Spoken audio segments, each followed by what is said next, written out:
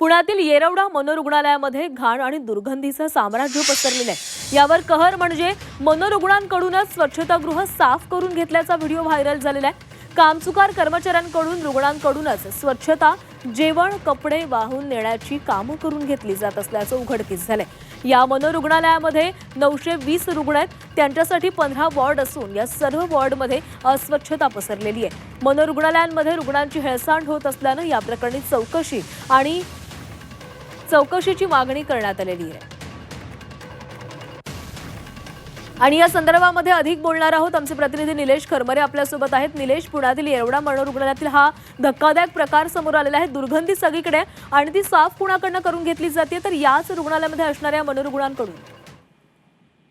खरं तर या ठिकाणी जर बघितलं तर 920 रुग्ण जे आहेत ते प्रादेशिक मनोरुग्ण जे येरवड्यातला आहे या ठिकाणी आपल्याला पाहायला मिळतात। मात्र महत्वाची बाब म्हणजे या रुग्णालयाला कोट्यवधीचा निधी दिला जातो, मात्र आतमध्ये एवढी दुर्गंधी झालेली आहे की दुर्गंधी साफ करण्यासाठी आता मनोरुग्ण जे आहेत त्यांचाच या ठिकाणी वापर केला जातोय। खऱ्या अर्थाने या ठिकाणी त्यांच्यावर उपचार करणं गरजेचं असतं, मात्र या ठिकाणी त्यांना कामाला लावलेलं आपल्याला पाहायला मिळत आहे। अक्षरशः घाणीचं साम्राज्य पसरलेलं आहे आणि अशा वातावरणामध्ये त्या रुग्णांना त्या ठिकाणी काम केलं जात आहे आणि ते व्हिडिओच्या माध्यमातून आपण पाहतोय की या ठिकाणी जे रुग्ण आहेत त्यांना या ठिकाणी कामाला लावलेलं आपल्याला पाहायला मिळतंय। खरं तर यासाठी साफसफाईसाठी एक वेगळी यंत्रणा असते, त्याच्यासाठी वेगळा निधी त्या ठिकाणी दिला जात असतो। मात्र प्रत्यक्षात जर बघितलं तर अनेक दिवसांपासून मनोरुग्ण जे आहे रुग्णालय त्यामध्ये दुर्गंधी पसरलेली आहे आणि या दुर्गंधीमध्ये अनेक रुग्ण जे आहेत ते उपचार घेत आहेत आणि उपचाराबरोबर त्यांना तिथं कामाला लावत असल्याचा